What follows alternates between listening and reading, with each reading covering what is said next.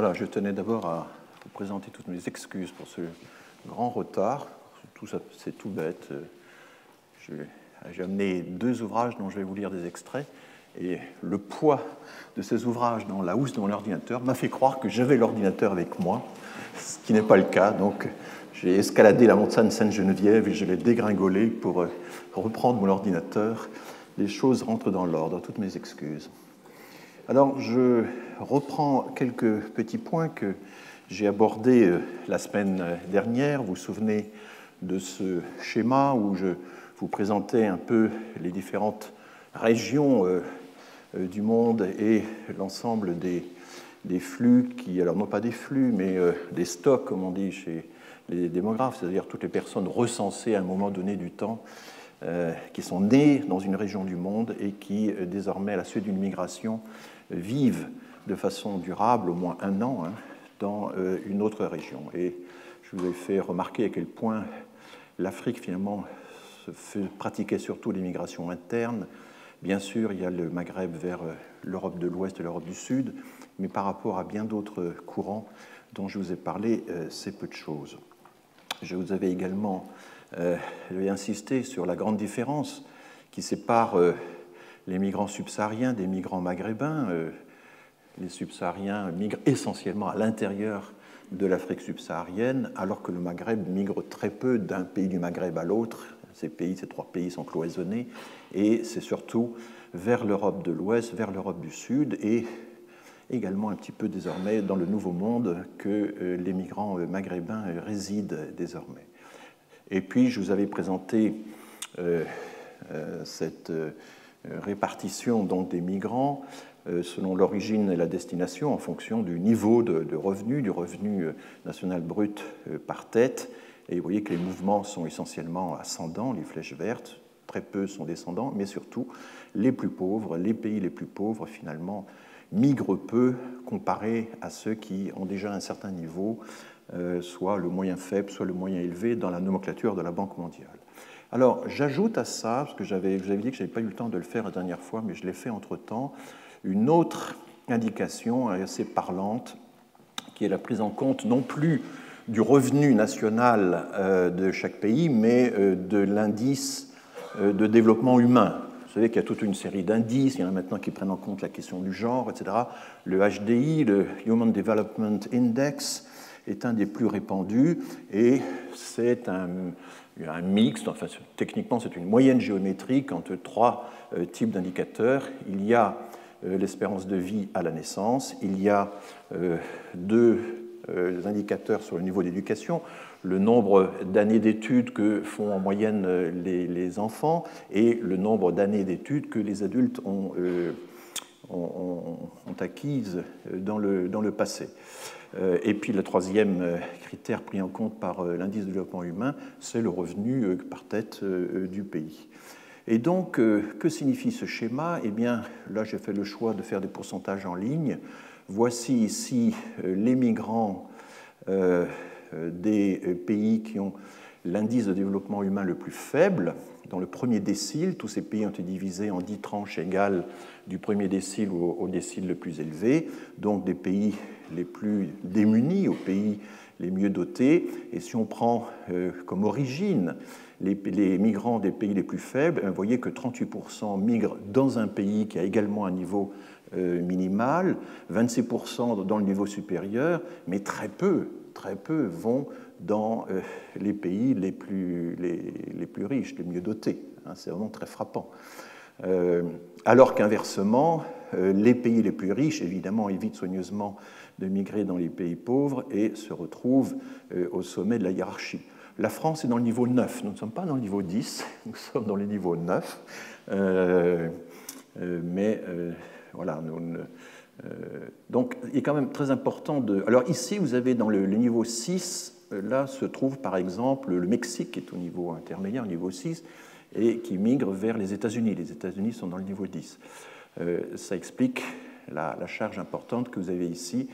Donc, c'est toujours la même idée, à chaque fois démontrée par des indicateurs différents, que ce ne sont pas les plus pauvres des plus pauvres qui migrent. Il faut avoir certains moyens pour migrer. Il ne faut pas seulement des aspirations. Les aspirations sont fortes, on le verra tout à l'heure, mais il faut avoir les moyens de ces aspirations, et ce n'est pas le cas, notamment en Afrique subsaharienne, qui doit se contenter le plus souvent d'une migration intra-régionale. Alors, je vais maintenant essayer de faire un peu un historique des mouvements migratoires, notamment des mouvements migratoires en Europe, et puis ensuite on se centrera sur la France. Vous vous souvenez peut-être que j'avais présenté très rapidement un schéma qui montrait un peu les diverses nationalités qui avaient migré dans le pays. On va le reprendre, on va le faire plus en détail, l'examiner de façon plus détaillée et esquisser un historique qu'on trouve dans tous les ouvrages de qualité que je vous ai déjà signalés.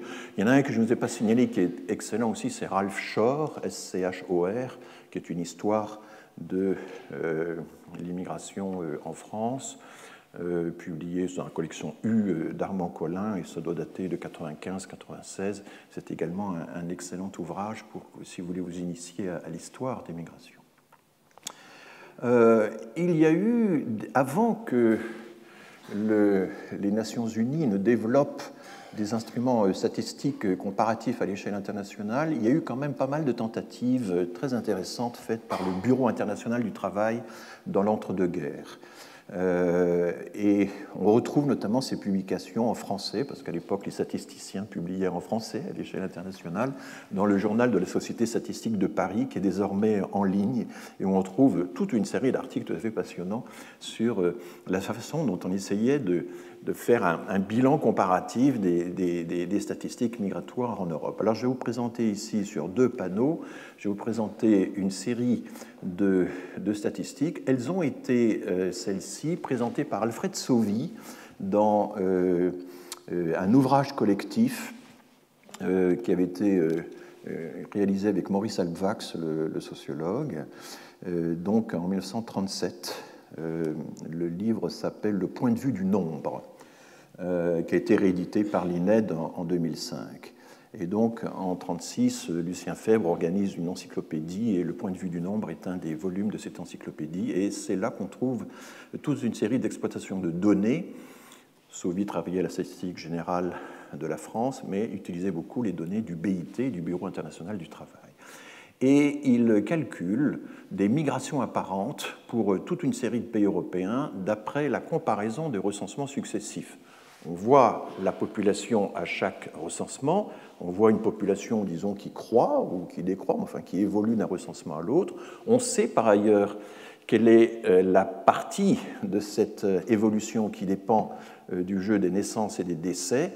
On en conclut que le reste, c'est forcément le jeu de l'immigration et de l'émigration, mais on ne peut connaître que le solde, que la différence entre migration et immigration.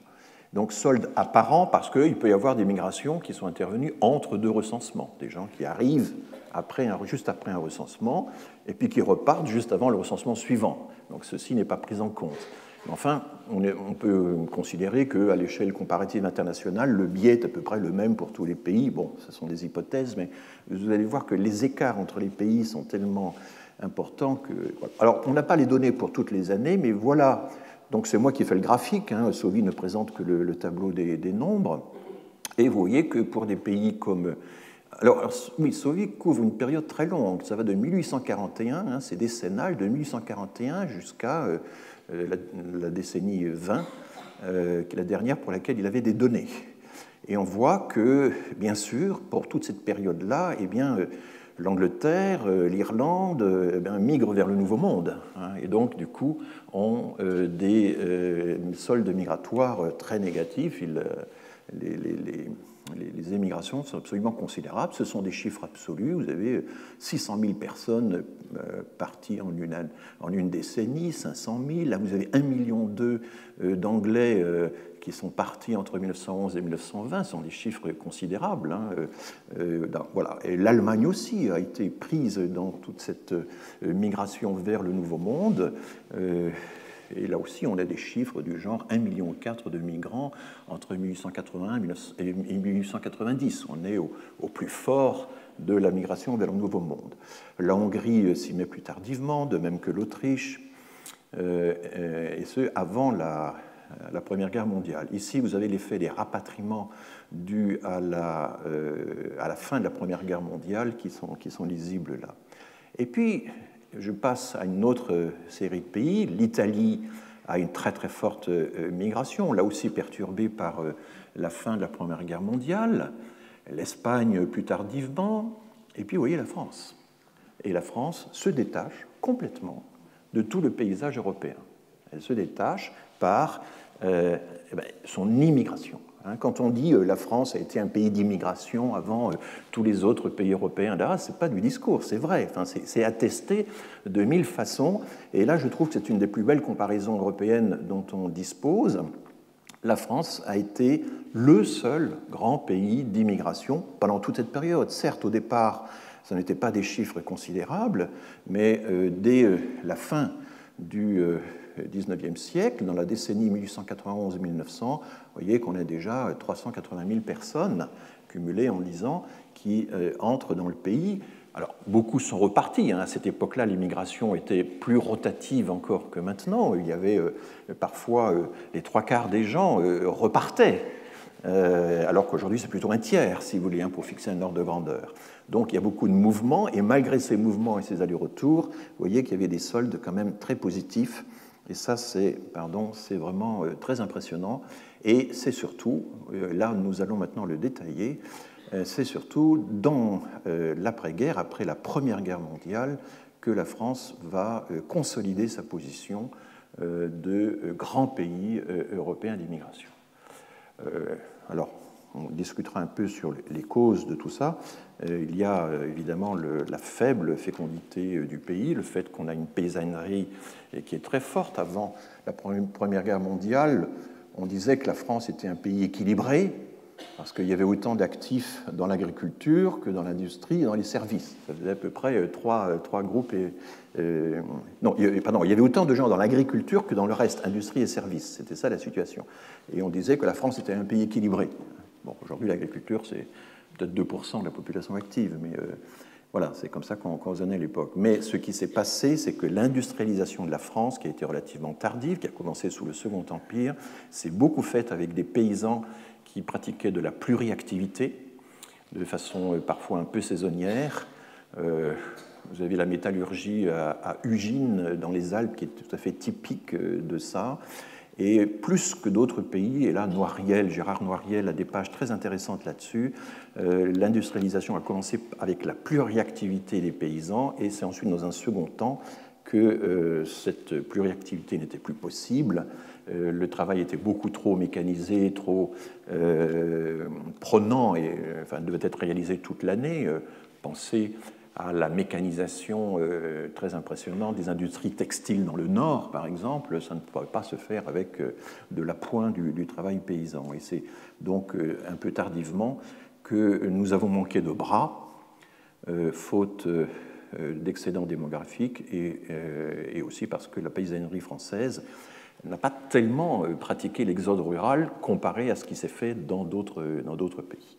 Bon, je reviendrai un jour sans doute sur ces aspects-là, mais voilà, la France a des caractéristiques. Il y a une exception française en matière d'immigration, c'est vraiment clair. Il y avait aussi à l'époque, toujours dans le BIT, là voilà par exemple un statisticien hongrois du BIT qui a publié un article dans une revue française qu'on peut maintenant consulter sur Gallica ou sur Internet, et on calculait, c'est assez étonnant, la balance des paiements démographiques. C'est un vocabulaire qui n'est plus du tout utilisé aujourd'hui, et c'est une idée assez intéressante sur laquelle on a peu de chiffres aujourd'hui encore. Mais est-ce qu'il y a par exemple actuellement plus de Français travaillant à l'étranger que d'étrangers travaillant en France ? C'est une question qu'Emmanuel Macron s'était posée dans la préparation de sa candidature à l'élection présidentielle, et un de ses collaborateurs m'avait demandé de répondre à cette question. C'est très compliqué d'y répondre, car on a beaucoup de choses sur le travail des étrangers en France, on a très peu de choses sur le travail des Français à l'étranger. Il y a des données consulaires, il y a les tentatives faites par l'OCDE d'aller retrouver un peu les Français partout dans les recensements du monde entier, puis on peut regarder s'ils sont actifs, s'ils ne sont pas actifs, mais enfin, ça ne couvre pas, la table de l'OCDE ne couvre pas la Chine, par exemple. On sait très peu de choses sur les Français qui sont en Chine. Donc, en tout cas, une tentative a été faite à l'époque sur cette balance démographique. Et vous voyez que la France se détache par le fait que, alors je n'ai pas mis le Luxembourg qui a un taux encore plus élevé, mais enfin qui est un petit pays, la France avait plus d'étrangers en France que de Français à l'étranger. Cela dit, il y en a quand même pas mal, hein, des Français à l'étranger. Alors ça inclut les colonies, manifestement. Et là, il faudrait regarder de plus près comment le calcul a été fait. Mais vous voyez que la France, la Suisse, a une balance démographique positive, c'est-à-dire en fait plus d'étrangers en France que de Français à l'étranger, alors que c'était l'inverse pour toute une série de pays, et notamment évidemment pour les grands pays d'émigration comme l'Italie, la Tchécoslovaquie, la Grèce, etc., mais également l'Autriche-Hongrie, enfin voilà. Ça c'est également intéressant, et il faudra essayer de voir si ce genre de choses, d'analyse, peut encore se faire aujourd'hui. Et voilà. Mais je vais surtout consacrer mon cours à vous commenter ces schémas que j'ai commencé à vous présenter. Et puis, nous allons commencer par la période 1851-1921 et ensuite nous irons jusqu'à nos jours. Et vous avez ici les étrangers. Ce ne sont pas les flux annuels, ce sont les étrangers recensés, recensement après recensement. Et alors, il y a une particularité, c'est qu'en 1856, on était très peu préoccupé par la question des étrangers. On n'a même pas posé la question de la nationalité dans le recensement. Elle a été sautée, et là, je l'ai simplement interpolée en faisant la moyenne des deux recensements qui encadrent 1856, parce que je tenais à ce que le rythme soit respecté. Mais en fait, les responsables du recensement français à l'époque n'avaient guère d'intérêt pour le recensement des étrangers. Qu'est-ce qui les intéressait à l'époque ? Eh bien, il y avait dans le recensement toute une série de questions sur les maladies, les handicaps, les goitreux, les crétins, comme on disait à l'époque. Et il y a des correspondances entre les préfets et le ministère de l'Intérieur, de la Santé, etc., pour savoir mais comment recenser toutes ces maladies, il y avait énormément de goitreux, par exemple. C'était voilà, ce que j'ai encore pu voir quand j'ai travaillé en Bolivie dans les début des années 80. C'était frappant de voir que quand on réunissait l'assemblée du village, dans ces montagnes, il y avait un tiers des gens qui avaient un goitre. C'était très fréquent également en France aussi, tout simplement à cause du manque de sel. Alors ça intéressait beaucoup plus les responsables du recensement de l'époque que les étrangers. Mais enfin, le Second Empire se développe avec son industrialisation dont je viens de vous parler, et finalement, le Second Empire, c'est une grande période de croissance de la migration, puisque, en gros, on passe de 400 000 étrangers recensés à, on est arrivé quasiment à 800 000. Enfin, on a doublé, on est arrivé, à 700 000. Il y a une croissance très forte. Alors, ces recensements, ils sont imparfaits. C'était plus des comptages que du recensement. Il n'y avait pas encore de bulletins individuels. C'était plutôt des comptages par ménage. Je ne vais pas entrer dans la technique du recensement. Et puis, bien sûr, il y a... Alors, ça, c'est intéressant. Si vous regardez sur la longue durée, ce creux, qu'est-ce que c'est ? C'est la grande crise économique de la fin du XIXe siècle, qui est une crise qui sévit un peu partout en Europe et qui va avoir des effets directs, puisqu'à cette époque-là, la croissance économique a une incidence directe sur l'immigration. L'immigration, c'était un peu le baromètre de la croissance économique pendant toute cette époque-là, ce qui n'est plus le cas aujourd'hui. Alors, les nationalités. Eh bien, les nationalités, vous voyez que ce sont les Belges, ici, qui ont été la nation la plus importante. Ils ont beaucoup travaillé, notamment, je vous l'ai déjà dit, dans l'agriculture, mais surtout dans les usines textiles, qui sont un peu le début de la mécanisation, de la fordisation, on dirait. C'était des conditions extrêmement éprouvantes, dans un univers extrêmement bruyant, avec des horaires qui étaient encore très très longs. Et ce sont les Belges qui ont donc essentiellement travaillé dans nos industries textiles. On a des monographies par entreprise, et on voit que les plus grandes entreprises de Roubaix, par exemple, avaient en majorité des Belges. C'était la majorité des ouvriers étaient belges. Ce n'était pas simplement une minorité d'appoint. Très tôt, alors ici la couleur change un peu parce que selon les recensements, donc là je suis reparti des recensements qui sont maintenant en ligne pour refaire tous ces schémas par rapport aux publications qui sont parues. De temps en temps, les nomenclatures changent et les luxembourgeois apparaissent, et là, dans ces années-là, les luxembourgeois sont mélangés aux belges, donc vous avez ici des Belges un peu teintés de luxembourgeois, si j'ose dire, mais ça ne change pas beaucoup le paysage général. Vous avez des minorités. Bon, il faut d'abord parler évidemment des minorités au début du schéma. Et vous avez là, par exemple, les Allemands. Il y avait toute une immigration allemande. Pouvait y avoir des ingénieurs, des ouvriers, des commerçants. Enfin, c'était assez répandu. Évidemment, après la guerre de 70, ces Allemands diminuent. Et là apparaissent ici deux catégories très particulières.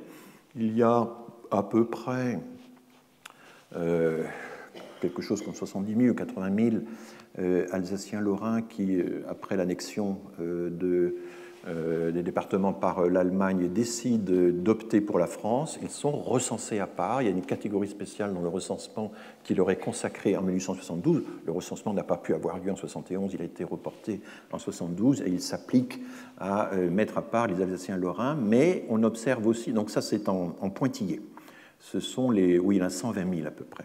Et puis il y en a à peu près la moitié, 60 000, qui sont...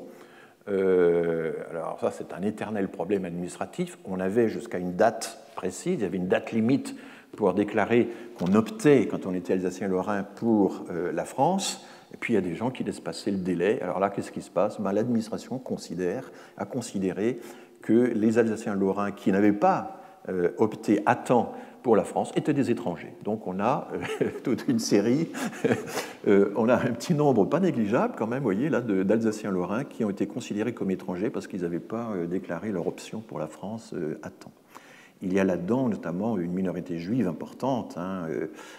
Il faut voir que l'Alsace à l'époque, il y avait, juste avant la guerre, un formidable développement du sud de l'Alsace. C'était Mulhouse, la ville dynamique de l'Alsace. Ce n'était pas Strasbourg, qui était une petite ville administrative qui vivotait, qui était en déclin. C'était vraiment Mulhouse qui était le centre industriel vivant, où il y avait tout un prolétariat industriel qui était en plein essor.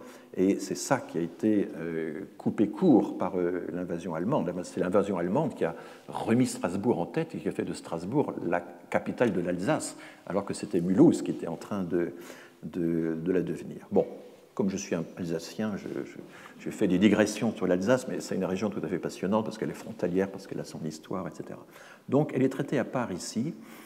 Et bien sûr, il y a d'autres nationalités. Vous voyez que les Suisses en vert, c'est pas négligeable, ont été une immigration importante, bien que la base démographique de départ soit faible. C'est un peu une immigration à l'allemande aussi, avec tous les niveaux de qualification possibles. Je ne vais pas entrer dans les détails.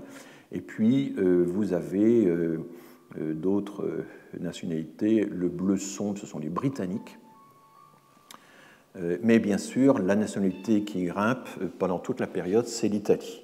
L'Italie, c'est le nord de l'Italie, ce n'est pas le sud, c'est surtout le Piémont, et c'est une vieille et grande tradition de migration, de voisinage, de migration saisonnière, qui à un certain moment se meut en migration durable.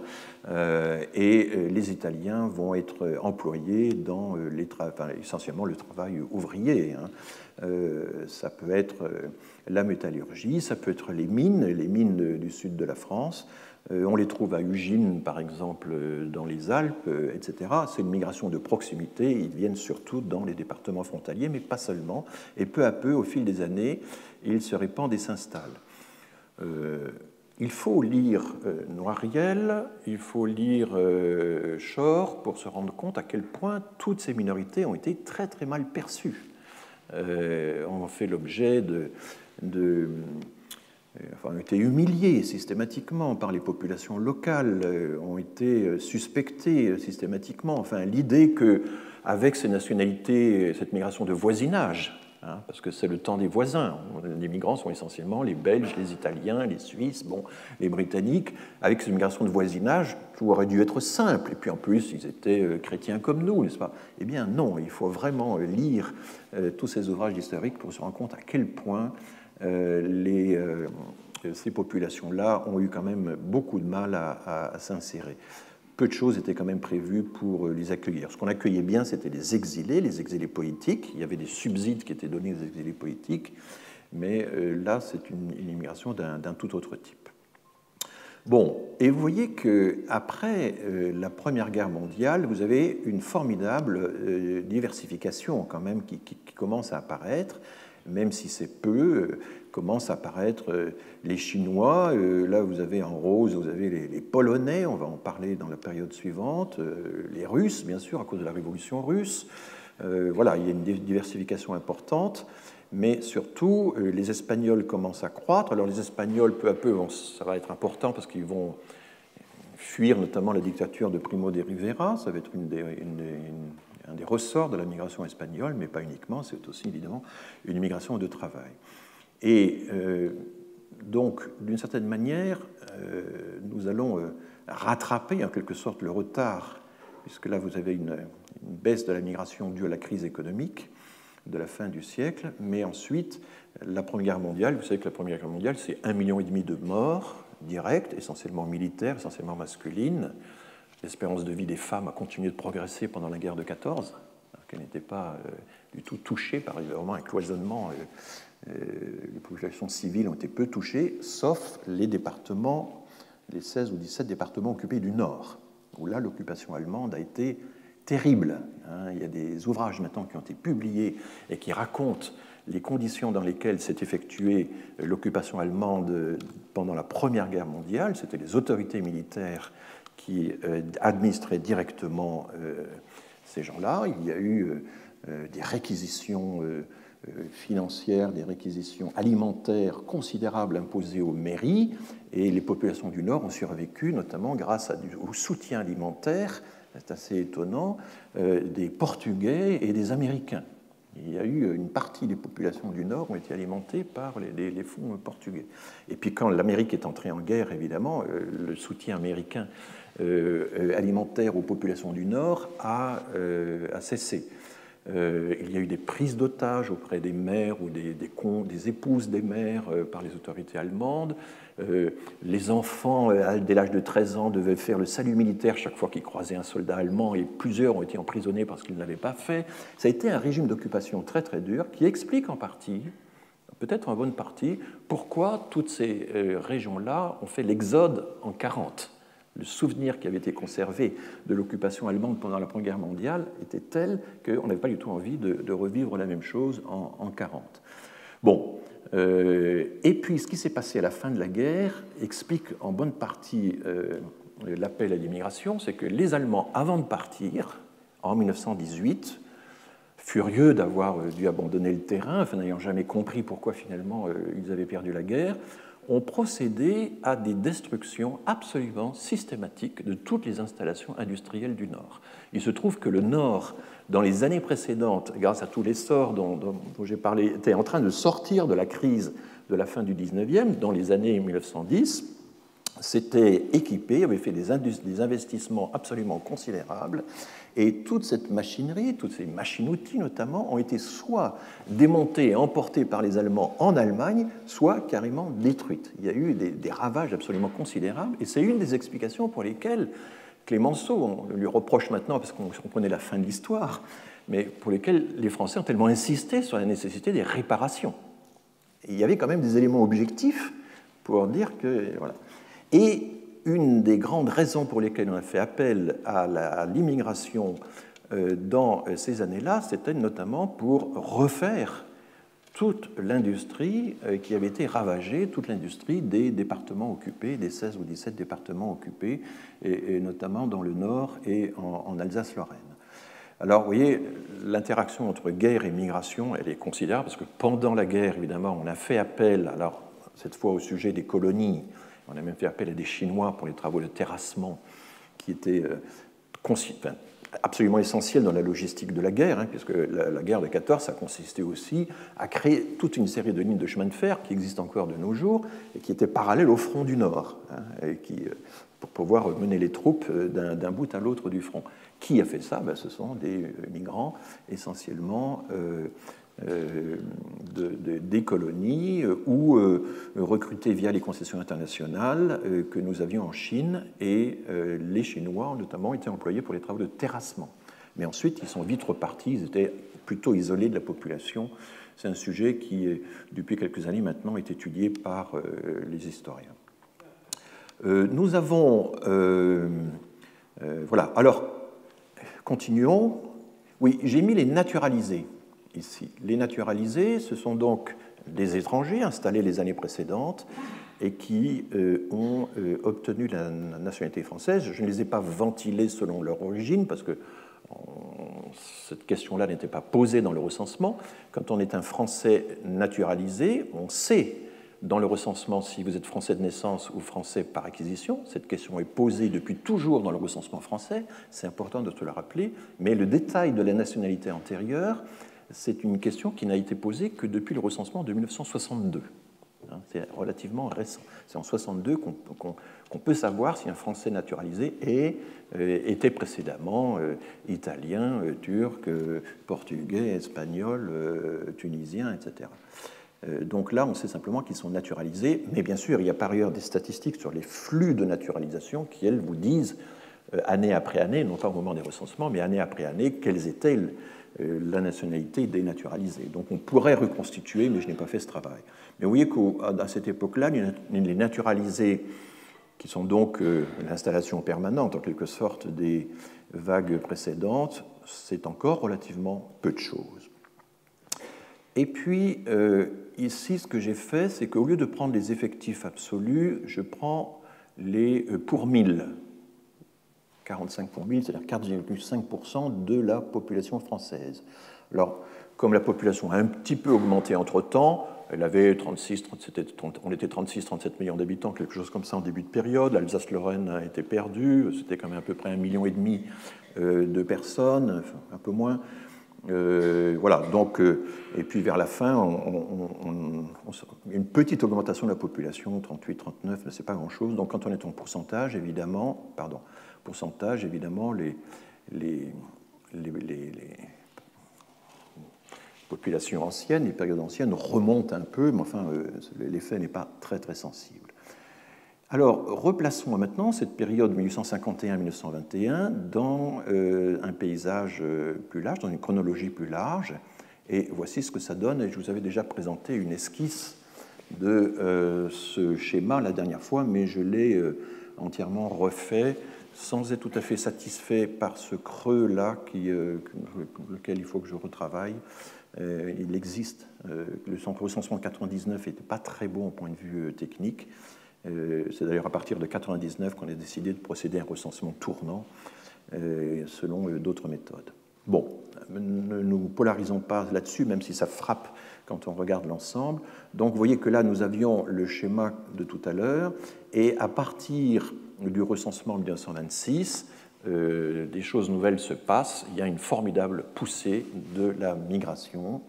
Elle est perçue par tous les contemporains. Ralph Shore, dans son livre sur l'histoire de l'immigration, note le nombre considérable d'articles dans les journaux. Ce sont des dizaines de milliers d'articles qui ont été publiés dans les journaux de l'époque sur l'immigration, des centaines d'ouvrages, des pièces de théâtre, des films. Enfin, l'immigration devient à ce moment-là un grand sujet de préoccupation, de débat. Et le fait est qu'évidemment, par rapport à l'avant-guerre, il y a, et ça l'opinion le perçoit, il y a un doublement de la migration, plus qu'un doublement, avec la principale nouveauté qui est évidemment le renforcement des Italiens et des Espagnols, mais aussi l'apparition des Polonais. Alors, ce n'est pas une apparition, c'est qu'on est allé les chercher. Et l'acteur de ces recrutements, c'est la SGI, la Société Générale de l'Immigration, La Société générale de l'immigration est fondée en 1924. Elle est fondée par les industriels, par les Charbonnages de France, par les syndicats, par l'Union métallurgique et minière. D'ailleurs, c'est la même adresse. C'était vraiment les employeurs. L'idée, c'était, bon, l'État s'est occupé de faire venir des gens des colonies pendant la guerre pour un certain nombre de travaux, mais maintenant, c'est à nous de prendre le relais, nous, les entrepreneurs, nous savons ce dont nous avons besoin. Et les charbonnages ont été de loin la première entreprise à aller recruter des Polonais. On a des récits tout à fait extraordinaires, et là je vais vous lire quand même le texte que Jeanne Ponty, dans son recueil de documents, de 200 documents que je vous ai recommandé dans la première leçon, le texte qu'elle a inséré à ce sujet et qui vous donne une idée de la façon dont opérait le recrutement dans les pays d'origine. C'est un article qui a été publié en 1900, c'est un ouvrage qui s'appelle « Homme-travail », Homme trait d'union travail, l'idée de l'homme réduit au travail, en quelque sorte, donc en 1929, et je vais vous lire quelques extraits, pas tous. L'auteur va en Pologne et va suivre la façon dont les bureaux de la Société générale d'immigration opèrent sur le terrain. Monsieur Bourdin m'a ouvert la porte de son bureau, français de Paris, égaré dans une petite ville de Haute-Silésie. Eh bien, dis-je, je viens vous voir pour que vous m'expliquiez l'usine. Alors vous tombez bien, elle est en plein rendement. Un convoi tous les 6 jours, autant dire 5 trains spéciaux de 600 places à envoyer chaque mois. Paris est en ce moment d'une terrible exigence et les demandes affluent. Je suis exportateur de Polonais. Il y a un marché du travail avec une offre et une demande, comme pour le caoutchouc, le cuivre, le coton. J'expédie pour la France. La maison est importante, 3 hauts étages, etc. Alors il explique que c'est l'ancien hôtel de l'Arbeiter Central et des émigrants de la Hamburg America. Donc la Société générale d'immigration récupère en Pologne les bâtiments qui avaient servi pour organiser l'immigration vers le Nouveau Monde. La première salle que nous visitons est vaste et claire, mais un grillage, un rideau la sépare en son milieu. Il est facile de la parcourir dans toute sa longueur, mais impossible de la traverser en large. Côté homme, côté femme, me dit laconiquement Bourdin, qui me désigne encore une 3e case de l'échiquier, et là, côté famille. Voilà, alors on a décrit le vestiaire, etc. Nous suivons à présent un chemin sous bois, bordé de haies vives. Ce sentier rustique conduit au service des baraquements. Ici, contrôle de la police, photographie d'identité, épouillage, désinfection, réfectoire, dortoir, salle des passeports et des contrats. Nous roulons vers la campagne galicienne, riche en hommes, où Orsada, un ancien aviateur, doit faire aujourd'hui son choix. Oui, alors les anciens militaires ont beaucoup travaillé dans ces institutions. Il fallait des hommes d'ordre. Je cherche, alors il m'explique son choix, il doit faire son choix. Je cherche 100 mineurs de fer pour la Meurthe-et-Moselle. À Paris, la SGI, c'est un directeur général, mais à Mysłowice, c'est Bourdin. Dans ce compartiment, ici, c'est moi. La SGI choisit, rassemble, examine, contrôle, photographie, épouille, désinfecte, héberge, embauche, embarque, accompagne, ravitaille, reçoit, répartit, expédie à domicile la main-d'œuvre polonaise. Yaroslav, nous sommes arrivés, je suis intrigué, 100 mineurs de fer dans cette ville perdue, mais comment les trouvera-t-il? C'est à l'angle de la Grand Place qu'on reçoit en plein visage la surprise du grouillement humain. Orsada évalue d'un regard satisfait cette foule qui s'impatiente depuis 2 heures. Il faut faire vite, choisir d'un coup d'œil et ne pas se tromper. Le tri de ce tout venant humain est une opération délicate qui réclame du flair. Une vingtaine de paysannes en robe de grosse laine, caraco de toile et foulards imprimés se dandinent, indécises, ahuries, etc. Elles avancent à tour de rôle. On ne leur jette qu'une question, le nom et l'âge, qu'un regard, les épaules et les mains. Alors, il y a des récits qui montrent aussi que les sélectionneurs avaient une capacité extraordinaire à deviner quels étaient les outils qu'on était habitué à employer d'après les stries qu'il y avait sur les mains, à la surface des mains. Le diagnostic est immédiat pour ces paysannes polonaises, oui ou non. Bonne de ferme, oui. Sachant traire, oui. Alors dans les contrats, il y avait, est-ce qu'on savait traire? C'était une des grandes qualités. Combien de vaches? De 15 à 20, etc. Voilà, alors le docteur palpe, on fait entrer ces 1000 hommes qui patientent de 20 à 30 ans.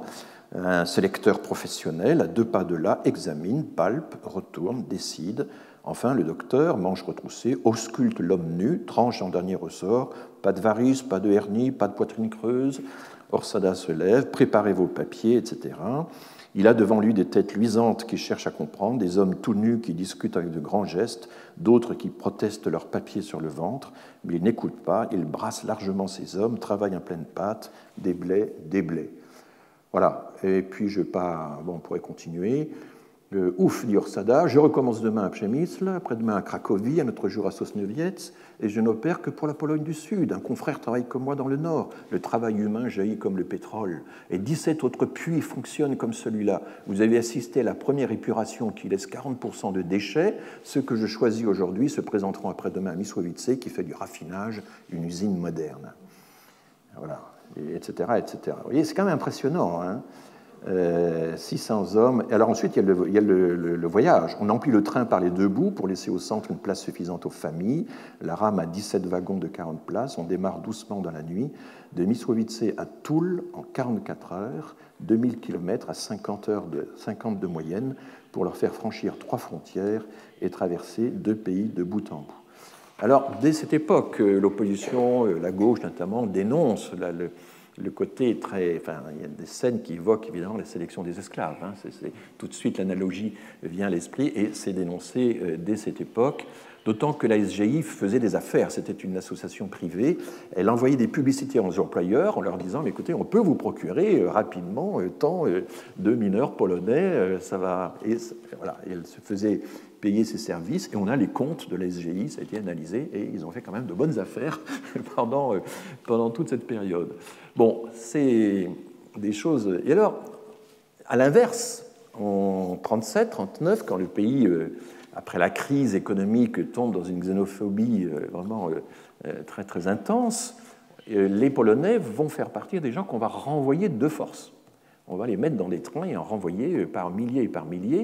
Et il y a un texte très célèbre, mais que vous n'avez peut-être pas eu l'idée de raccorder à cette histoire, c'est le fameux texte de Saint-Exupéry, « C'est Mozart qu'on assassine ».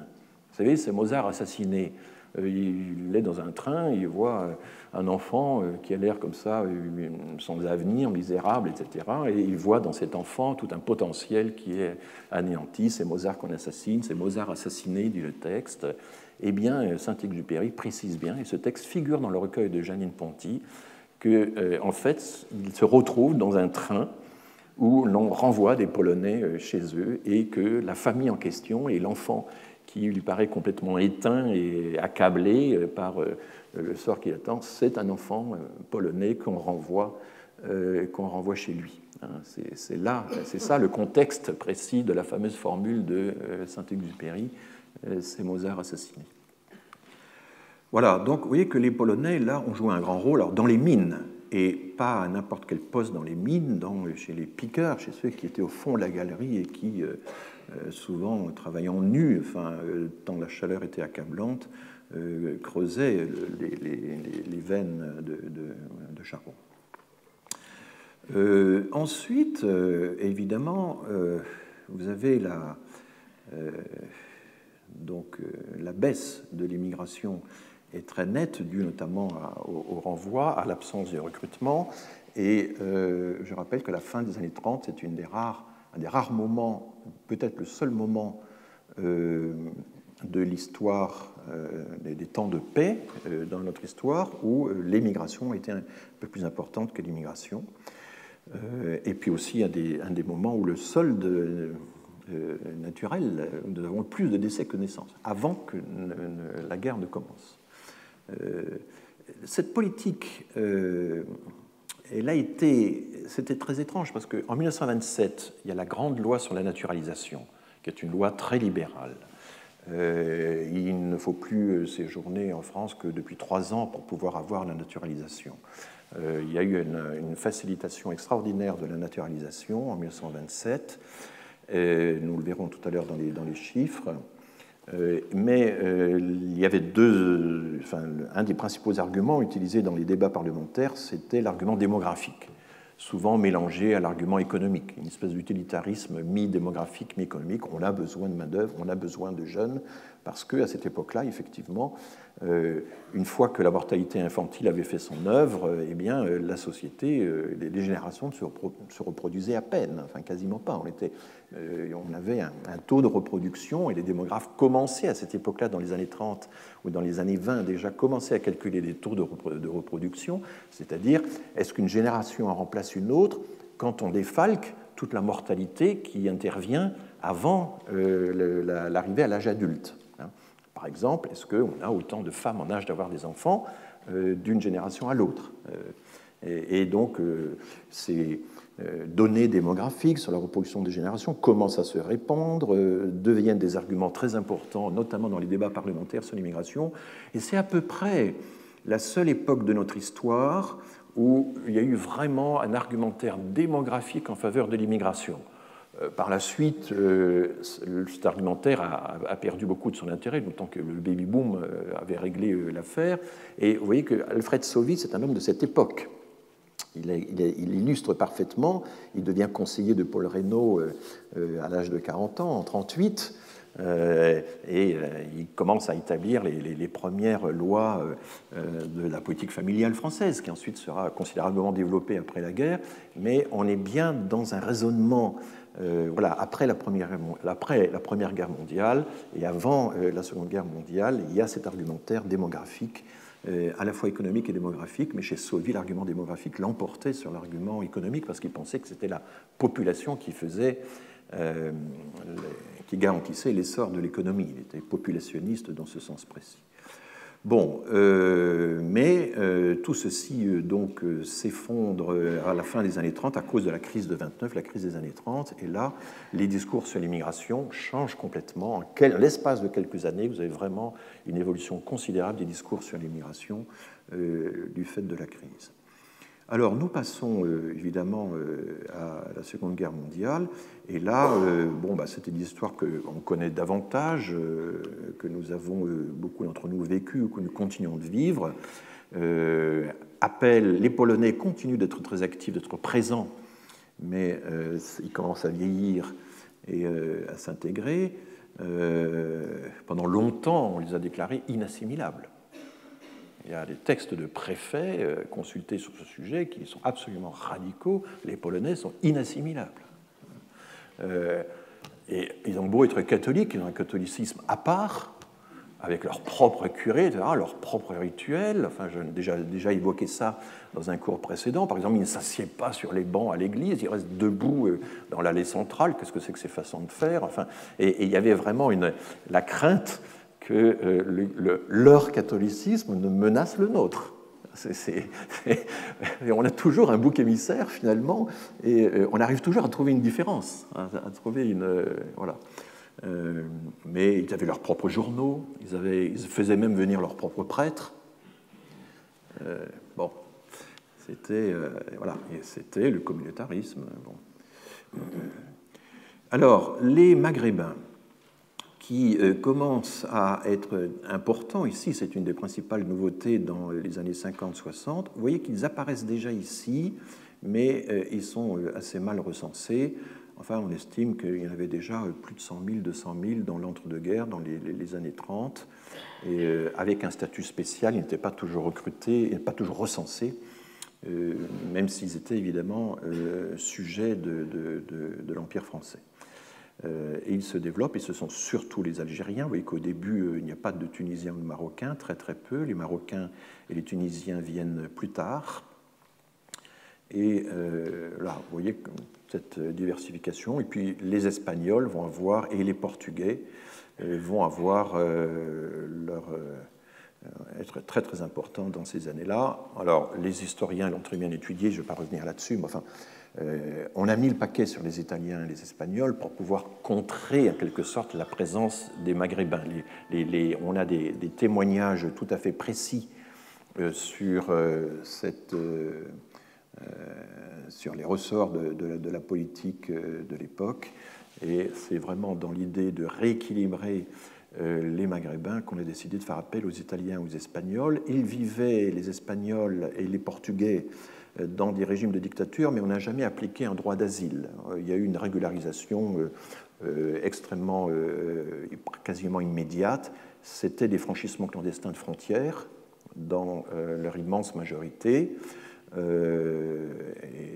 mais tout ceci dans la période de croissance des 30 Glorieuses que vous avez là, ça ne faisait pas de problème.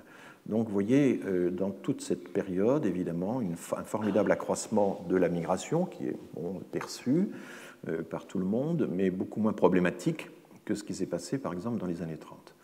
Et voilà, et on arrive donc à la période actuelle. Vous voyez que toutes ces populations se succèdent, s'additionnent. Et ici, je vais alors vous montrer les naturalisés. Je change un peu l'échelle pour avoir la place de les mettre. Et les voici. Donc là, vous avez ici, sur l'ensemble de la période, vous pouvez voir comment les naturalisés s'ajoutent aux étrangers. Évidemment, ces naturalisés, il faudrait les ventiler selon leurs origines qui viennent des années passées, mais en gros, chaque vague migratoire va accéder à la naturalisation. Les Algériens avec plus de retard, parce que c'est difficile, quand on a eu la guerre d'Algérie, de devenir français sans avoir le sentiment de trahir son pays, donc il va y avoir un certain retard pour l'accès des Algériens à la naturalisation. Mais enfin, globalement, les Asiatiques vont être plus rapidement naturalisés. Il y a des différences de traitement aussi qui expliquent tout ceci. Mais vous voyez que là, finalement, on arrive à 6,5 millions de personnes au total dans la période récente, si on se fie aux chiffres de l'INSEE, que je préfère majorer d'au moins 10-15% pour qu'on se rapproche de la vérité. Mais un jour, je vous ferai un cours sur la question de la migration illégale et comment on peut essayer de l'estimer. Et puis, ceci, c'est des chiffres absolus, mais il faut regarder ce que ça représente par rapport à la population. Or, dans l'intervalle, il y a eu un formidable accroissement de la population, dû pour un tiers seulement, je vous l'avais dit, à la migration, pour un autre tiers à la montée de l'espérance de vie, et pour un troisième tiers au baby-boom. Je vous avais dit qu'il y a 3 causes à peu près égales, il se trouve que c'est comme ça, dans d'autres pays ce serait différent, mais en gros, si on n'est pas 45 millions mais 65, c'est essentiellement parce qu'on a eu l'immigration, le baby-boom et l'allongement de la vie, 3 causes qui ont pesé à peu près de la même façon, qui nous ont apporté chacun 8 millions d'habitants en plus. On peut même faire un calcul un peu différent et dire qu'en réalité, si on avait continué avec le régime démographique des années 30, on aurait aujourd'hui moins d'habitants que dans les années 30, puisque la pyramide des âges avait une structure très négative. On aurait 4-5 millions d'habitants en moins. Or, on en a 25 en plus, donc ça fait, 20 en plus, donc ça fait 25 millions d'habitants en plus, ou 30 millions d'habitants en plus depuis la guerre, se répartissant donc à parts égales entre les 3 ressorts que je vous ai dit. Mais donc du coup, qu'est-ce que ça donne en pourcentage en nous calant un peu sur la hauteur la hauteur du diagramme atteint dans la dernière année, eh bien en pourcentage, ça change quand même pas mal le paysage parce que ça donne ceci. Vous voyez, la différence, c'est qu'évidemment, on surévalue, on redresse toute cette partie moyenne parce que ces années-là ont été des périodes de grande croissance de la population et surtout l'après-guerre. Et donc là, on voit qu'au total, 10,5% de la population immigrée, soit ayant acquis la nationalité française, soit encore étrangère. Et évidemment, la part des naturalisés là-dedans est importante. Mais vous voyez que déjà, dans les années 30, par rapport de 1921 à 1931, il y avait déjà une très très forte augmentation. Voilà, donc on pourrait évidemment parler longuement de certaines de ces minorités. Où sont les Hongrois là-dedans? On a accueilli les Hongrois en 1956. Où sont les Arméniens? À chaque fois, ce sont des petites minorités qui ont été concentrées dans quelques communes, dans quelques villes, qui n'apparaissent pas dans ces schémas, et je vous parlerai tout à l'heure des ordres de grandeur, qui est justement un des problèmes qu'on rencontre systématiquement quand on essaie de faire le point sur tous ces mouvements. Je vous avais montré ce schéma et je vous l'avais longuement commenté, mais on le comprend un peu mieux maintenant avec ce que je viens de vous présenter. Et puis, je vous avais dit aussi à quel point toute cette période actuelle, évidemment, représentait un changement de paysage, une formidable stabilisation finalement par rapport à tous les chocs démographiques dus aux guerres, mais pas seulement aux guerres, dus à la dépression de la natalité, etc., qu'on a connue depuis le début du XXe siècle. Il y a vraiment une rupture, la Seconde Guerre mondiale, le baby-boom, etc., ça marque vraiment une stabilisation extraordinaire de la structure démographique par rapport au passé, même si, évidemment, la période de la reconstruction des Trente Glorieuses est marquée par une très forte immigration. Voilà, alors je vous avais présenté ceci, je n'y reviens pas, et nous allons maintenant aborder un autre sujet qui est au fond, là je vous ai davantage, enfin je vais mobiliser donc cette opposition qui vaut ce qu'elle vaut, qui a l'avantage d'avoir un pouvoir descriptif et un peu explicatif, la distinction entre immigration ordinaire et extraordinaire, ou entre les périodes, disons, ordinaires et les périodes de crise. Mais vous voyez déjà que dans toute notre histoire, il y a des moments critiques, évidemment, qui ensuite se sont prolongés. Donc, en première approximation, ce que j'appelle migration ordinaire, c'est toute une migration qui est alimentée par le respect des droits fondamentaux. C'est la situation actuelle. Il nous a fallu du temps pour arriver à ça. Ce n'est qu'à la fin des années 70 qu'on découvre que le migrant est un sujet de droit et que ce n'est pas simplement un travailleur, une force de travail, comme on le voyait dans le texte que je vous ai lu sur les Polonais. Il y a un changement radical de perception et du coup, si vous respectez des droits fondamentaux, qui sont des choses stables par définition, alors que la conjoncture économique, elle peut être très variable, eh bien, vous avez évidemment une immigration, une délivrance de titres de séjour qui va être beaucoup plus régulière dans le temps. Voilà. Et donc c'est davantage une espèce de conjoncture politique, mais pas tant que ça, parce qu'en fait les politiques ont très peu de marge de manœuvre là-dessus. C'est une politique juridique, c'est une conjoncture juridique, enfin c'est une nouvelle conception de la migration qui s'est imposée un peu partout en Europe et même à l'échelle mondiale. Et puis, face à cela, il y a la migration extraordinaire, c'est les afflux donc, de réfugiés dans des périodes très courtes, avec des effectifs inattendus en raison de conflits, de guerres, etc. Donc, la migration extraordinaire, nous le savons tous, c'est d'abord essentiellement une quinzaine de conflits armés qui surgissent ou ressurgissent, et qui forcent des milliers de gens à fuir. Alors, à fuir leur région, c'est ce qu'on appelle les déplacés internes, c'est dans le langage du Haut Commissariat aux réfugiés, et puis il y a les déplacés externes, ou les réfugiés qui sont en dehors de leur pays.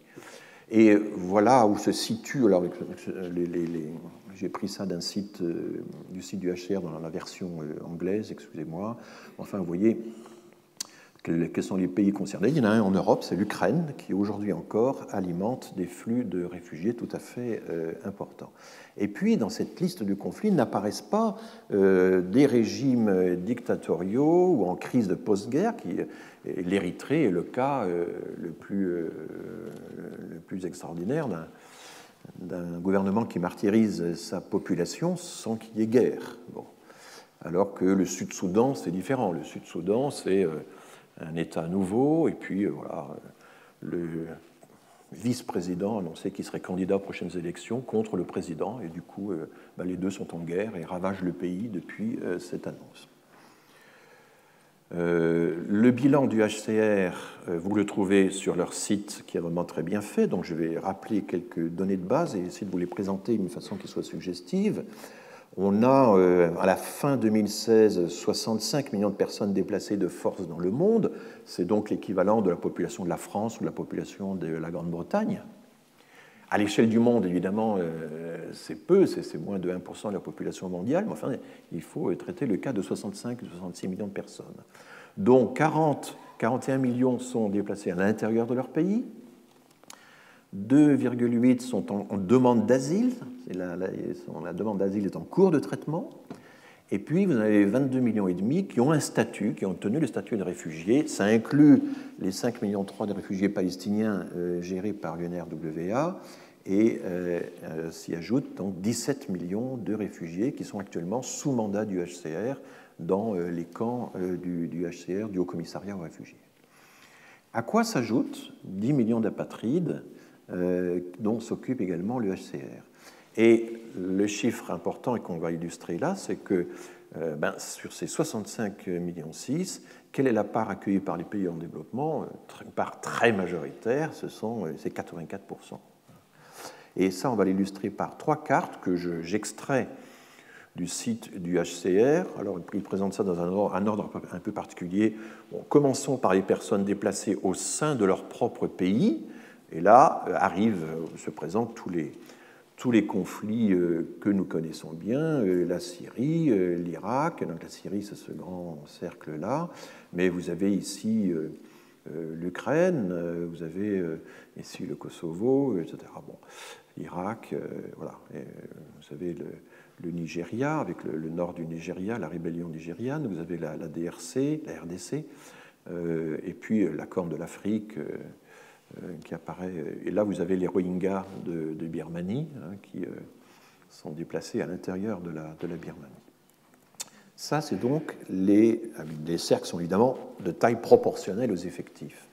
Maintenant, quand on regarde les principaux pays hôtes, donc ce ne sont plus les pays sources des victimes en proie à des conflits ou à des guerres civiles ou à des guerres internationales, ce sont les pays voisins qui, fondamentalement, prennent leur charge de l'accueil des réfugiés. Donc vous voyez là que la Turquie apparaît au premier chef, c'est 3-4 millions de réfugiés accueillis en Turquie. Enfin, c'est des chiffres absolument considérables. Vous voyez que le Pakistan est un grand récepteur, l'Iran accueille beaucoup de réfugiés venant d'Irak, par exemple, et vous voyez donc tous les pays un peu voisins des zones en conflit. Donc l'Europe apparaît là, évidemment, l'Allemagne, la France, l'Italie, la Suède, mais finalement ne pèse pas beaucoup par rapport à l'accueil qu'on observe dans les pays voisins.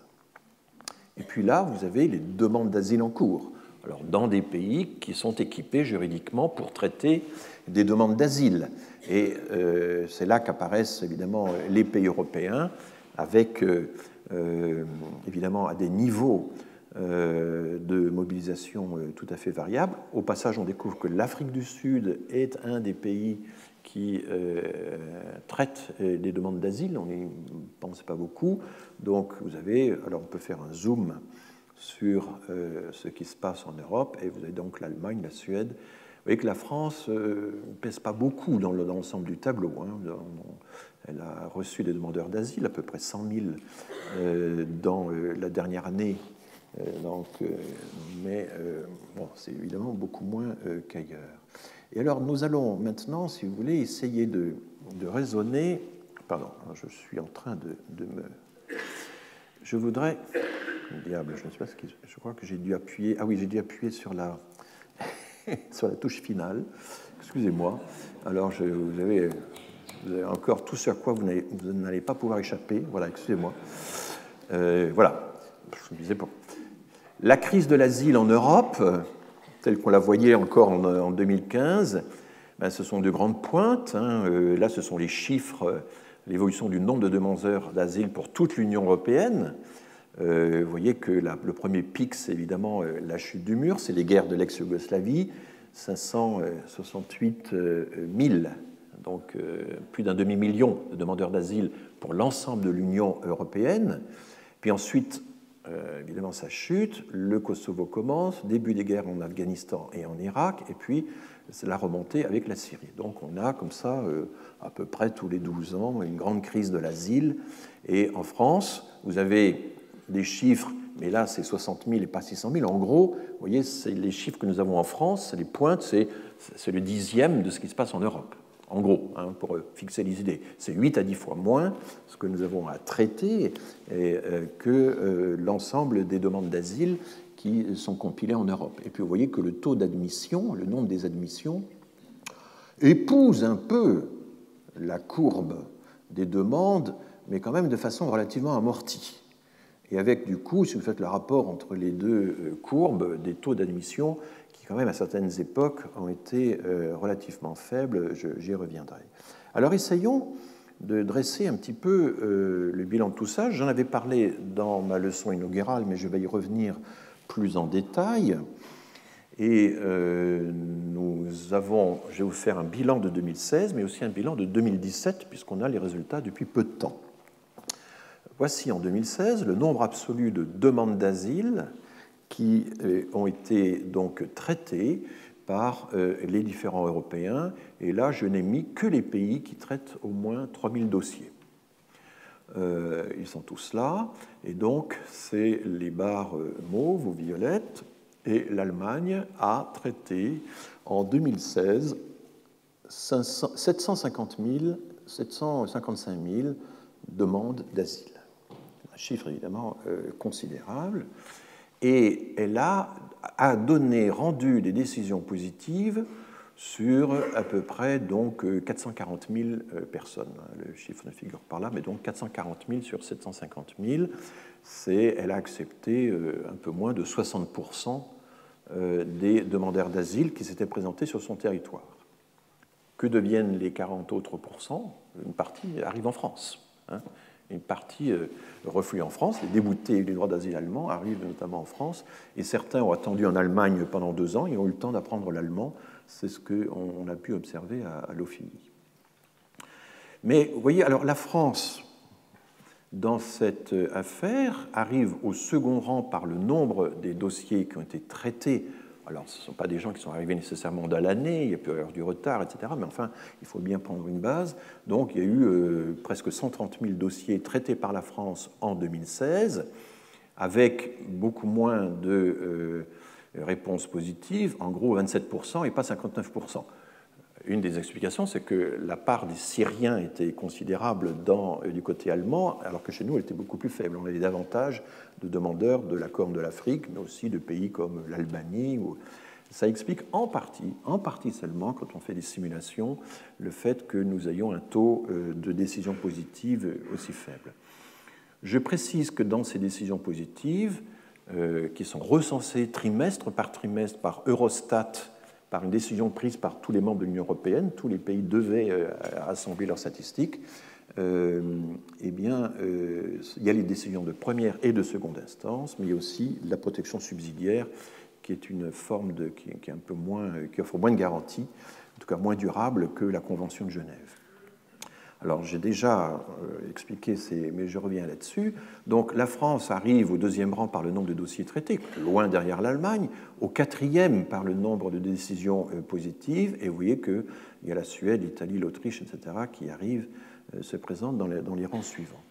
Maintenant, quand on représente ceci proportionnellement à la population, non pas en pourcentage, mais pour millionnage, si j'ose dire, par million d'habitants, ça donne ceci, et j'ai l'habitude, donc, quand j'ai des fins de courbe comme ça, de loger la partie finale du tableau à droite, et ça devient plus lisible. Et vous voyez que le record, ça a été la Suède, 7000 décisions positives de protection accordées pour 1 million d'habitants en Suède, 5000 en Allemagne, 3600 en Autriche, etc.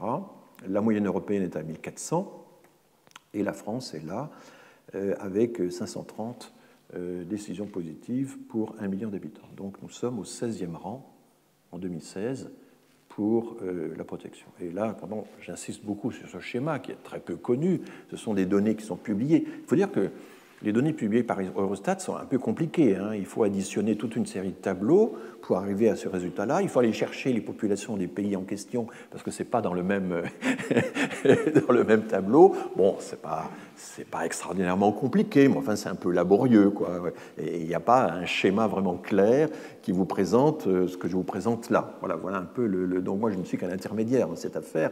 Je n'ai rien inventé. Ce sont vraiment les chiffres les plus officiels qui soient, simplement présentés de façon, je crois, aussi claire que possible. Et vous voyez ici la fin du classement avec là des chiffres totalement dérisoires, puisque 10 protections ou 24 protections pour 1 million d'habitants, c'est rien, c'est voisin de zéro. Quand on regarde 2017, chiffre que nous avons donc depuis 2 mois maintenant, depuis 1 mois à peu près, alors la situation a changé, les chiffres sont plus bas d'abord globalement. La moyenne européenne est à 1000 alors qu'elle était à 1400 en 2016. Donc en 2017, vous avez déjà le reflux, la refermeture des frontières, toutes les décisions qui ont été prises d'empêcher les demandeurs d'asile de se présenter sur leur territoire et de formuler leurs demandes, l'accord avec la Turquie, etc. Tout ceci donc a eu un impact évidemment très direct sur les chiffres. Où est la France là-dedans? Elle a un peu amélioré sa position parce qu'elle traite aussi avec retard des dossiers des années précédentes. Et donc nous sommes en 13e position et non plus en 16e.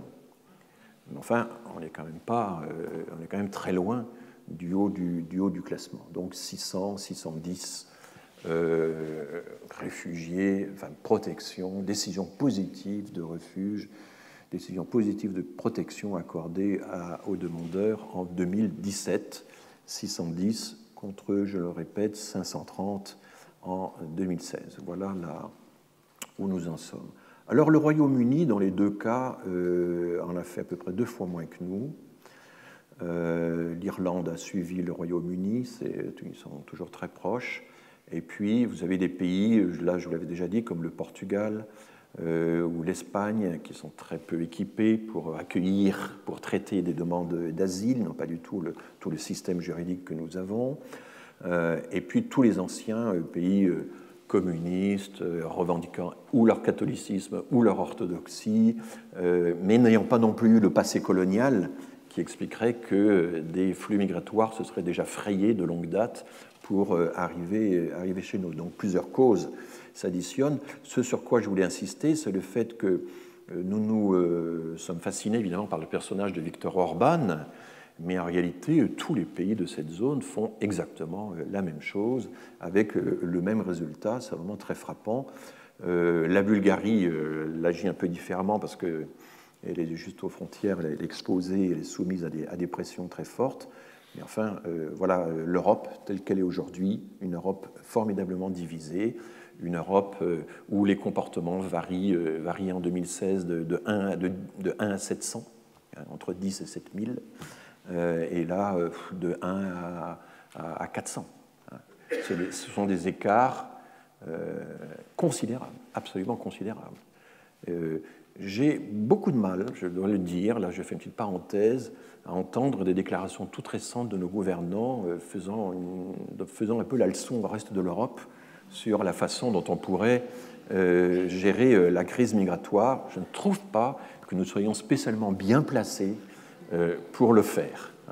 C'est quand même très clair et j'aimerais qu'on regarde un peu les réalités comme celles que je vous montre là, qui sont des réalités accessibles, publiques, enfin bon, avant de faire de grands discours. Je voudrais d'ailleurs vous lire à ce sujet un texte qui introduit le très beau livre de Delphine Diaz, cette jeune historienne qui a étudié l'asile et le refuge au XIXe siècle en France et qui est en train de faire un projet européen qui s'étend à l'Europe. Ce livre a été publié donc chez Armand Collin, Un asile pour tous les peuples, point d'interrogation, exilés et réfugiés étrangers en France au cours du 1er XIXe siècle, Delphine Diaz. Et voilà comment l'ouvrage commence. Été 1849, un bateau venu de Trieste, le Gian Matteo, transportant à son bord presque 200 réfugiés polonais d'opinion démocrate déportés par l'Autriche vers les États-Unis, approche les côtes françaises. Les passagers qui se sont mutinés contre l'équipage implorent la France de pouvoir débarquer sur son sol, arguant de la tradition d'hospitalité du pays. Pourtant, le gouvernement hésite avant d'accepter, non sans réticence, de diriger le bateau vers l'Algérie. Les Polonais y sont finalement autorisés à toucher terre sans obtenir la reconnaissance officielle et financière de leur statut de réfugiés. Et Delphine Diaz continue, l'image de ce navire à la dérive, rejeté des grands ports méditerranéens français, et dont les passagers sont finalement interdits de débarquer, nous rappelle comment la migration politique commence souvent par une histoire d'eau, pour reprendre la formule de Nancy Green, qui est cette chercheuse franco-américaine, directrice d'études à l'UHESS, qui a étudié aussi ça. Il y a un autre grand parallèle à faire, qui n'est pas très connu et qui gagnerait à l'être davantage, même s'il y a eu plusieurs romans qui se sont emparés de cette histoire, c'est l'affaire du Saint-Louis. Peut-être que vous connaissez cette histoire, alors je ne l'ai pas ici, mais le Saint-Louis, c'est un bateau de réfugiés juifs qui avait été expulsé par l'Allemagne donc en 1939 et qui devait aller aux États-Unis. Finalement, on les autorise à aller à Cuba, mais à Cuba, le gouvernement refuse de les accueillir. Qui gouverne les États-Unis à l'époque? Ben, c'est Roosevelt. Les quotas fonctionnent. Il n'y a que 27 000 places pour accueillir des réfugiés venant ou des migrants venant d'Allemagne. Et les 27 000 places sont déjà saturées. Et donc, il n'est pas question d'accueillir les... Alors, ils étaient plusieurs centaines de passagers naviguant sur le Saint-Louis. Ils errent le long des côtes américaines sans trouver de port où ils repartent. Finalement, ils repartent en Europe. Et ils sont accueillis en Angleterre, aux Pays-Bas. On a le bilan, à peu près la moitié de ces passagers ont été raflés et ont fini leur vie dans les camps parce qu'on ne les a pas acceptés. Voilà. Et Roosevelt, à l'époque, avait un grand argument, c'est que d'abord, il cherchait à être élu pour la 3e fois, et c'était un peu compliqué. Et puis, il y avait l'opinion publique, les sondages. Sévissaient déjà à l'époque. Et un sondage venait d'être publié qui disait que 84% de l'opinion publique américaine était contre tout relâchement sur les quotas. Voilà. Donc l'opinion publique, vous voyez, l'opinion publique peut parfois se tromper quand même. Évidemment, c'est facile de dire ça maintenant avec le recul de l'histoire. Mais il est quand même... Vous avez des chercheurs qui nous disent « Oh, cessez de nous bassiner avec les années 30, ce modèle est ancien. » Enfin, je suis désolé, les leçons de l'histoire sont quand même intéressantes.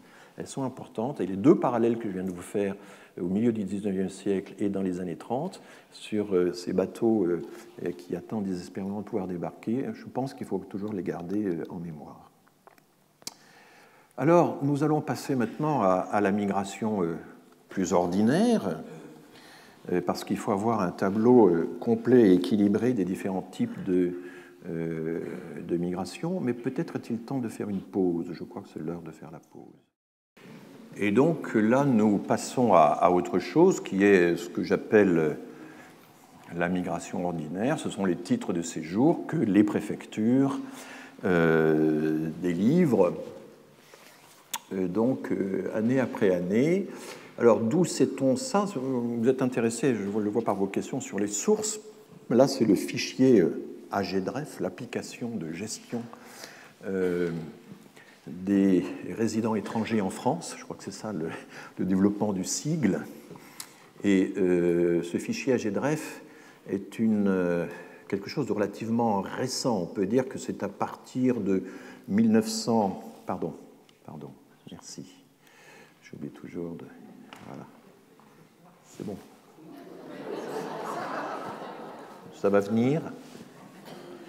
C'est bon, il faut un peu de... parce que pendant longtemps, les demandes de titres étaient réparties entre les préfectures. On pouvait demander un titre de séjour à plusieurs préfectures à la fois. Il y avait autant de fichiers qu'il y avait de préfectures, autant de fichiers qu'il y avait de procédures, et avec beaucoup de double comptes, de triple comptes, de quadruple comptes. Enfin bon, c'était une affaire assez compliquée.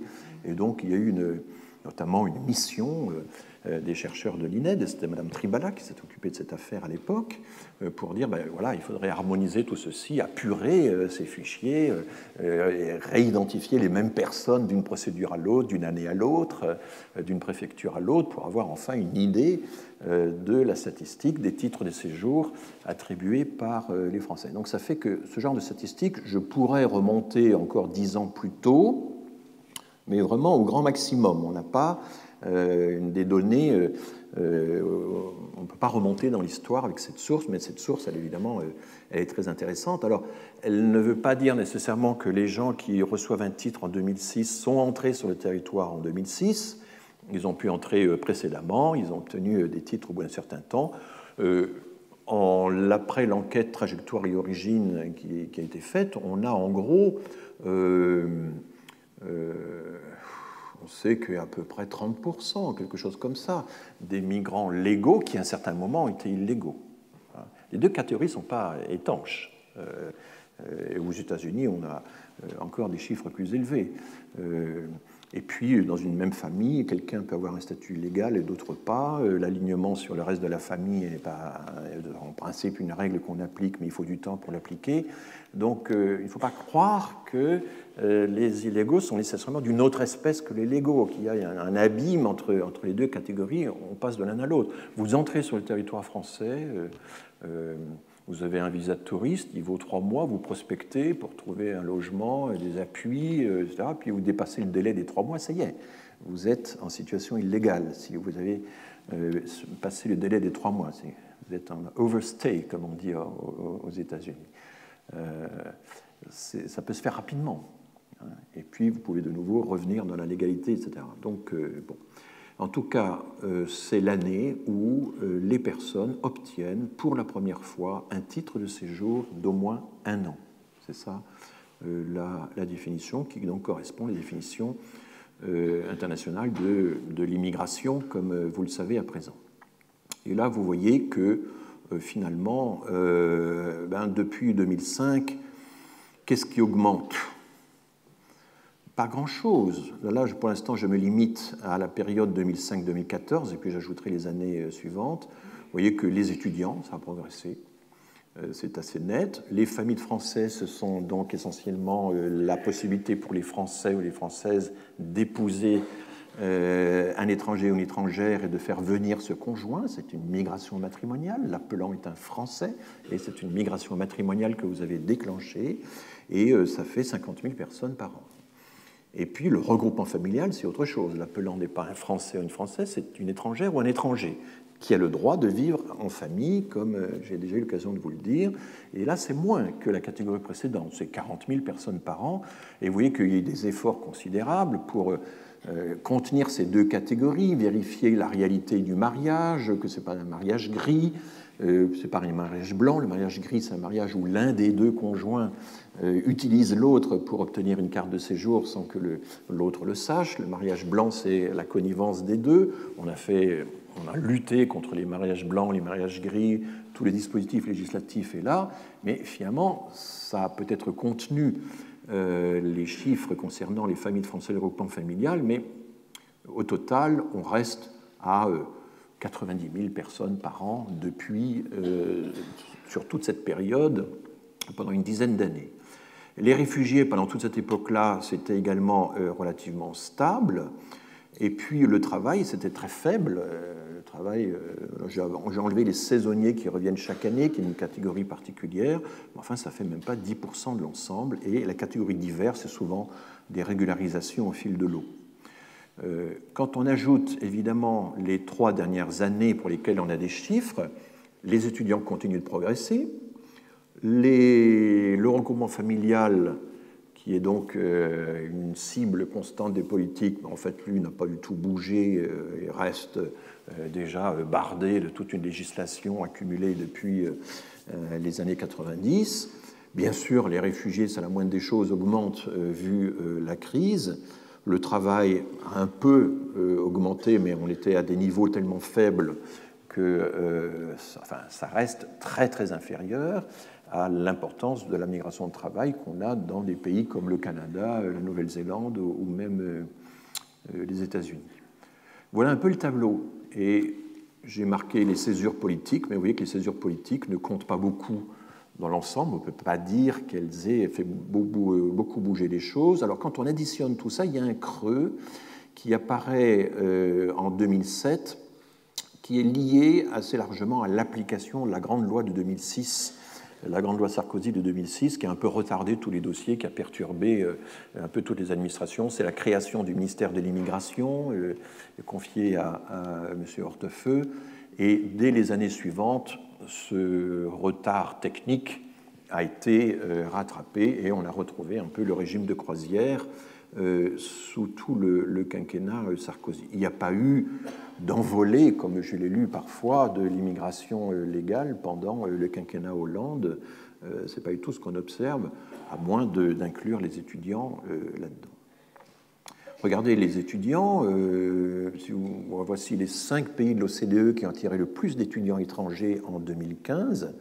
Et vous voyez que la France est en 5e position, ce sont des effectifs absolus, mais vous voyez que les États-Unis continuent d'accroître la part des étudiants étrangers, d'accueillir de plus en plus d'étudiants étrangers, 640 000 étudiants étrangers aux États-Unis, c'est quand même considérable hein, par rapport à nos 70 000.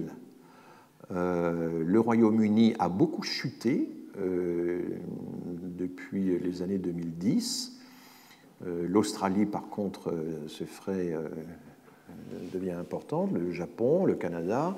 Il y a d'autres pays qui n'apparaissent pas ici, mais qui commencent à prendre de l'importance. C'est la Chine, mais aussi l'Arabie saoudite, qui essaie d'accueillir le plus possible des étudiants, notamment d'Afrique, par exemple, ou d'Asie, et qui commence à concurrencer Campus France, qui est l'agence française chargée de faire rayonner, d'attirer des étudiants étrangers. Ça fait partie de notre politique d'influence, comme on dit. Voilà. Alors, je ne vais pas aborder cette question-là tout de suite, mais vous voyez, on ne peut pas traiter, diviser, bon ça c'est un peu leitmotiv, et certains d'entre vous, si vous me suivez depuis quelque temps, vous connaissez déjà ce topo, mais je pense qu'il faut le répéter. Pourquoi ça bouge si peu la migration ordinaire à laquelle nous accordons des titres de séjour, en gros 200 000 par an, sauf que l'augmentation récente des réfugiés a fait passer ça à 260 270 000, eh bien c'est que ça dépend des droits, fondamentalement.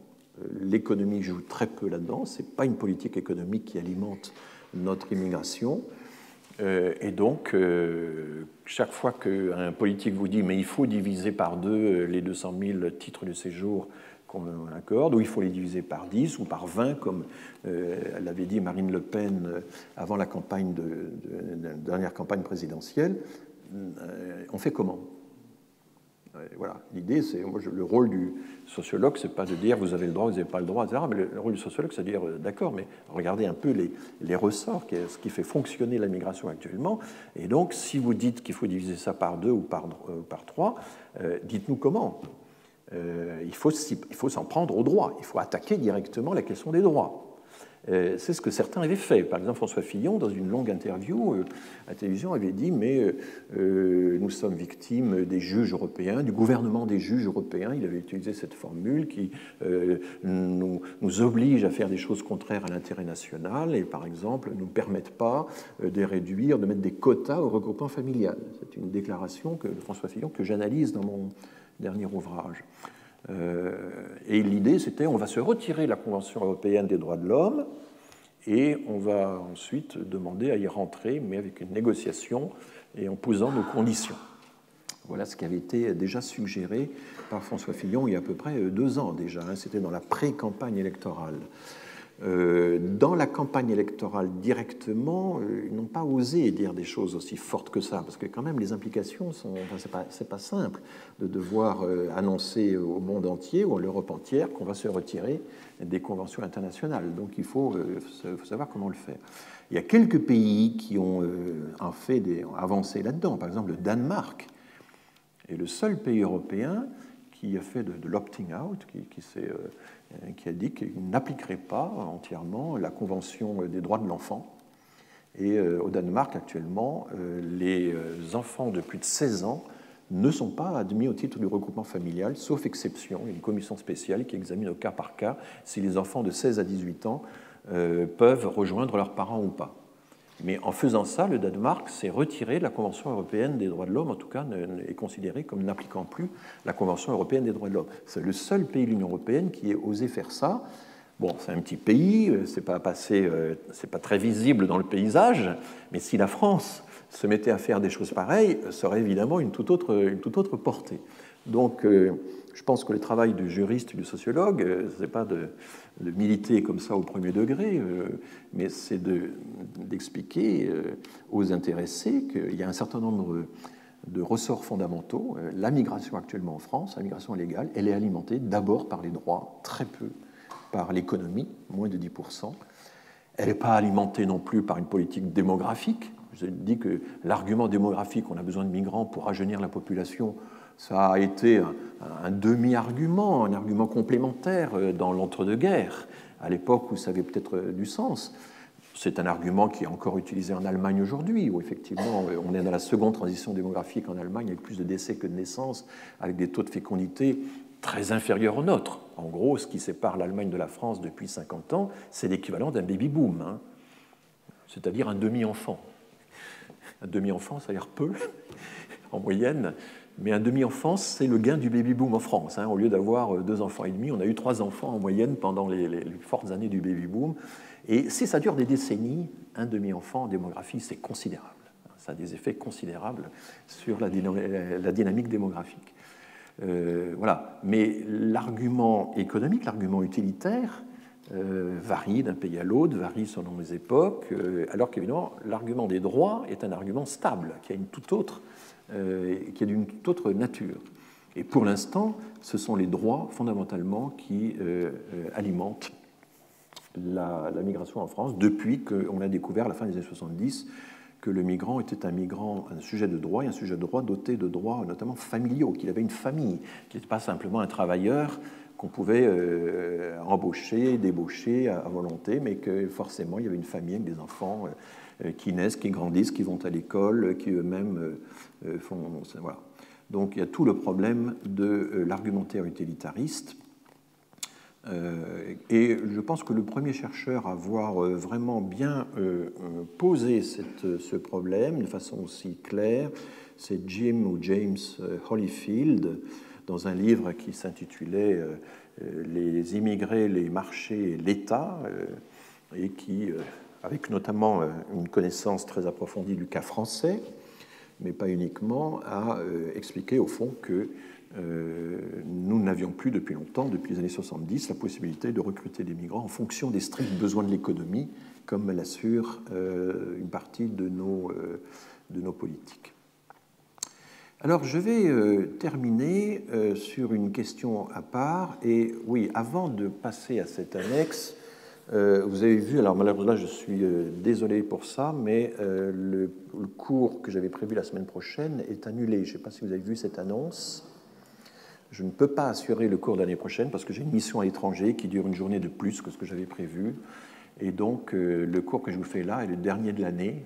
Je suis intervenu en fin d'année. J'avais cru pouvoir caser mes 4 cours avec un emploi du temps un peu spécial. Je ne peux pas malheureusement assurer le 4e cours. Donc, les cours reprendront en janvier. Vous avez le temps de vous y préparer. Et ce sera le jeudi matin, cette fois de façon tout à fait régulière, en janvier-février. Vous aurez les 14 heures que je suis tenu de vous faire. Voilà. Je vais terminer donc sur une question assez intéressante qui est au fond, est-ce qu'on peut prévoir l'émigration des prochaines années ? De quels indicateurs dispose-t-on ? Alors, je ne vais pas vous parler des projections démographiques, pour une raison assez simple. Bon, d'abord, il y aura un cours consacré à la question des projections démographiques, mais les projections démographiques ne peuvent rien dire sur l'immigration. Vous pouvez, quand vous faites des projections démographiques, dire, ben voilà, année après année, tranche d'âge par tranche d'âge, pour les 2 sexes, voilà comment je peux faire évoluer la mortalité, la natalité, voilà. Et à ce moment-là, au bout de 20 ans, 30 ans, il y a même des projections qui ont été publiées pour les Nations Unies qui allaient jusqu'à 100 ans, il y en a même un jour, ils ont fait l'exercice jusqu'à 300 ans. Bon. Mais bon, vous pouvez faire des hypothèses sur l'évolution future de la fécondité, vous pouvez faire des hypothèses sur l'évolution de la mortalité, mais vous ne pouvez pas faire d'hypothèses sur l'évolution de la migration. Il y a des discours très généraux du genre la migration internationale va se développer, vous n'en savez trop rien, à vrai dire. Et de prédire qu'il y aura tel flux de tel pays vers tel pays, aucun démographe n'a la baguette magique pour le faire. Donc la seule chose qui existe en matière de prédiction, enfin de prospective concernant les flux migratoires, c'est que lorsqu'on a un flux d'immigration important, que cette migration est un peu cyclique, du genre, voilà, tout à coup, les étudiants chinois arrivent en quantité en France, bon, au bout de 4-5 ans, ils vont repartir, si une bonne partie n'est venue que pour ces études. Alors on peut faire estimer le retour le reflux des... Mais à part ces cas précis-là, nous n'avons pas la possibilité, dans les projections démographiques, de faire des prévisions sur l'immigration, même si ça peut nous apporter quelques éclaircissements. Alors il y a d'autres outils qui se sont développés récemment et qu'on va essayer d'évaluer. Et là, je vous présente ici une annonce de Gallup. Gallup, c'est donc la grande société de sondage américaine, mais qui maintenant est établie dans le monde entier, et qui a annoncé le 8 juin dernier, vous voyez que c'est tout récent, Number of potential migrants worldwide tops 700 million. Le nombre des migrants potentiels à travers le monde atteint 700 millions de personnes. Et le désir de migrer à l'échelle mondiale, c'est 14% de la population adulte. Alors comment font-ils des choses pareilles? Eh bien, ils ont ce qu'ils appellent le Worldwide Gallup Survey, l'enquête mondiale Gallup, qui n'est pas une enquête particulière, qui est le fait qu'à travers toutes les enquêtes qu'ils font, qui leur sont commandées sur tous les sujets dans le monde entier, ils en profitent pour introduire quelques questions permanentes qui vont se retrouver dans toutes les enquêtes. C'est des enquêtes un peu valises, où vous êtes interrogé sur, je ne sais pas quoi, vos vêtements préférés, vos voyages, votre destination touristique, etc. Mais à un moment, il y a à la fin des questions sur votre intérêt pour la migration. Et donc là, le nombre ne cesse de progresser. Ça fait maintenant une petite dizaine d'années que Gallup fait ce genre d'exercice.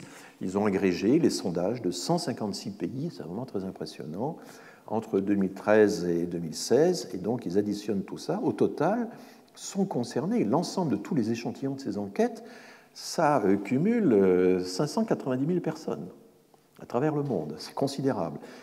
Adultes au sens de 15 ans ou plus. Et ils disent qu'il y a des enquêtes en Iran, en Ouzbékistan, enfin dans les pays, il y a des sondages un peu partout maintenant, ils disent que c'est représentatif de 98% de la population adulte dans le monde.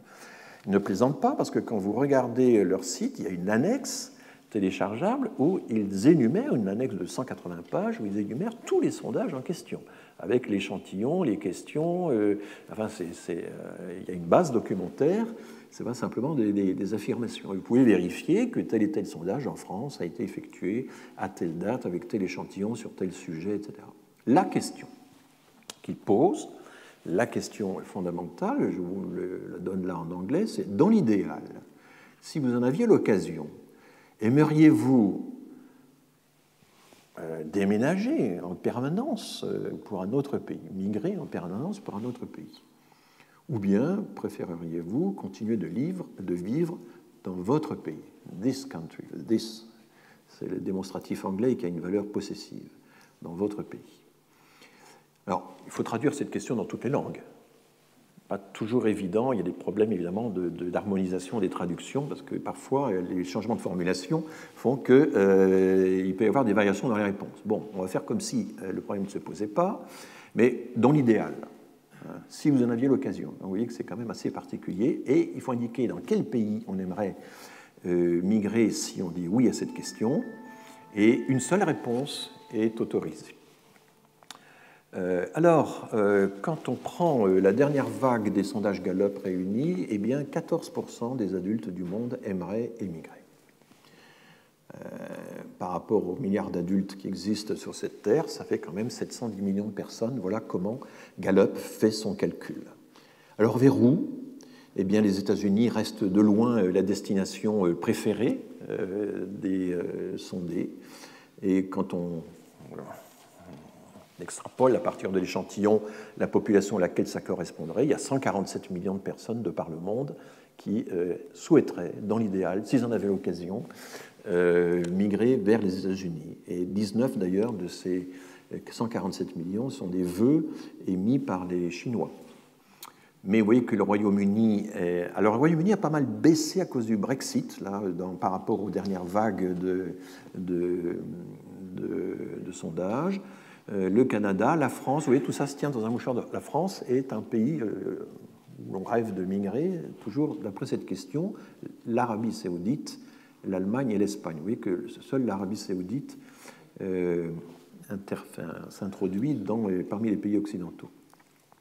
Bon, c'est des chiffres évidemment a priori très impressionnants, et la région du monde qui souhaite le plus émigrer, quitter son pays pour vivre en permanence dans un autre, c'est les pays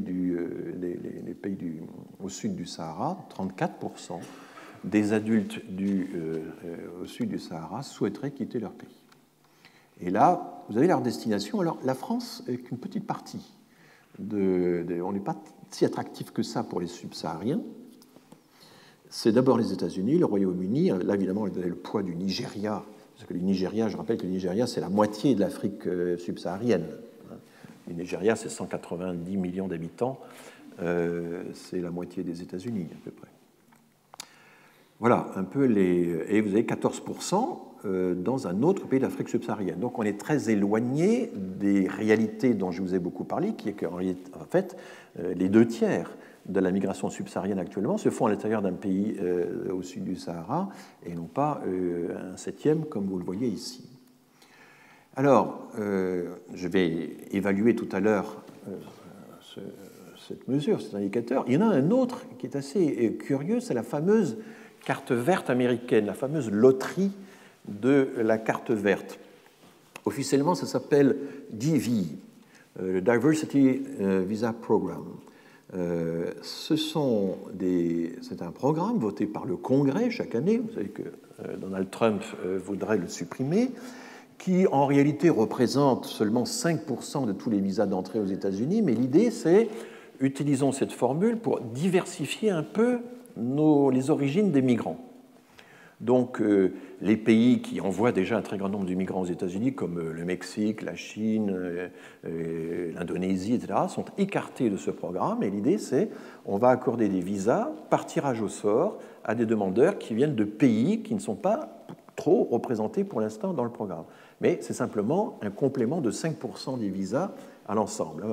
Alors, c'est très visible sur Internet parce que vous avez des quantités de petites sociétés privées intermédiaires qui se font fort de préparer le dossier, de vous aider à le réussir, mais en réalité, on peut très bien faire la procédure, enfin, je vous donne des conseils, si vous vous adressez directement au site officiel du programme de diversité. Et les réquisites sont assez faibles. Il suffit d'avoir fait de l'enseignement secondaire ou d'avoir 2 ans d'expérience professionnelle. Ce n'est pas très exigeant. C'est quand même vérifié. Si le tirage au sort tombe sur vous, il y a quand même un entretien où on vérifie que vous êtes effectivement, que vous avez effectivement suivi cette scolarité, vous avez cette expérience-là. Et tout ça se fait sur Internet, en ligne. Et il y a un mois de l'année, ou je crois que c'est 2 mois de l'année, en octobre-novembre, chaque année, à date fixe, vous avez cet intervalle pour présenter votre... Voilà. Et il n'y a que 50 000 visas accordés par an, ce n'est pas négligeable. Un pays comme le Sénégal, vous avez chaque année 2000 visas qui sont accordés au titre du tirage de la carte verte. Et qu'est-ce que ça donne? Alors avant de voir les pays, vous allez voir les quantités, le succès phénoménal de cette loterie, puisque actuellement vous avez 23 millions de personnes de par le monde qui ont candidaté en ligne pour la carte verte américaine au programme de diversité. 23 millions. Il y a eu des fluctuations, ça dépendait... Je vous rappelle que la liste des pays éligibles à ce programme varie, elle est régulièrement modifiée. Enfin, vous voyez que les quantités sont vraiment très importantes, 16, 20 millions, 12, etc. Il y a une forte montée récemment, et ceci, c'est en comptant les candidats directs et leur famille, qui donc est prise en même temps qu'eux. Donc, évidemment, un désir de migration qui s'exprime de cette façon-là. Après, quand on regarde les nationalités, alors là, c'est en 2015, j'ai regardé hier les résultats de 2018, c'est à peu près la même liste de pays. La liste est étonnante. Il y a 1,7 million de Ghanéens qui ont candidaté à la carte verte américaine. 1,4 million d'Ouzbeks. Donc, il y a un potentiel migratoire peut-être pas négligeable du tout en Ouzbékistan. Si un jour il se passe quelque chose en Ouzbékistan, voilà. L'Ukraine, ça, il y a déjà beaucoup de migrations de refuge en provenance de l'Ukraine. C'est une des grandes sources de migration, la principale en Europe. Enfin, 1,2 million d'Ukrainiens, presque 1 million d'Iraniens. Et aujourd'hui, d'ailleurs, en 2018, le chiffre a été dépassé. Presque 1 million d'Iraniens ont candidaté à la carte verte en ligne. Alors, il y a des pays où ce n'est pas possible. Par exemple, la Corée du Nord, elle est dans la liste. C'est possible, hein, vous avez le droit si vous êtes... Mais il y a 0 candidature. C'est verrouillé. Vous ne pouvez pas candidater à la carte verte si vous vivez en Corée du Nord. Bon, voilà. Il y a quelques pays comme ça. Il y en a 2 ou 3 de par le monde, dont la Corée du Nord. Vous voyez que c'est quand même des chiffres assez impressionnants et ça donne un tableau du potentiel migratoire, parce que évidemment le World Gallup Survey, lui, il n'y va pas par quatre chemins, il considère que ça, c'est un index of potential migrants, c'est un indice de migration potentielle, et il publie régulièrement des lettres, enfin des bulletins annonçant et commentant ces différentes variations. Alors vous voyez la liste des pays qui n'étaient pas éligibles parce qu'ils fournissaient déjà suffisamment de migrants aux États-Unis, de grands pays quand même, hein, le Bangladesh, le Brésil, le Canada, bon, la Chine, la Colombie, etc., les Philippines, la Corée du Sud, bon, etc. Alors est-ce que tout ça c'est sérieux ? Évidemment, dans l'idéal, quand vous avez très peu de réquisites, ou quand on vous dit dans l'idéal, si vous en aviez l'occasion, est-ce que... donc les questions idéales donnent des idées. Et puis ce qui est intéressant aussi, c'est d'un point de comparaison pas négligeable, c'est que quand vous regardez le World Gallup Survey, vous voyez que les Occidentaux, eux aussi, dans une proportion pas négligeable, rêvent de migrer. 27% des Allemands répondent oui à la question du Gallup. 27% des Britanniques. Alors nous, les Français, on n'est que 18%. Enfin, s'ils en avaient l'occasion dans l'idéal, 18% des Français déménageraient et quitteraient leur pays pour vivre ailleurs. En gros, c'est 5 fois plus que les émigrations effectivement constatées, pour autant qu'on puisse les recenser. Enfin, c'est l'ordre de grandeur.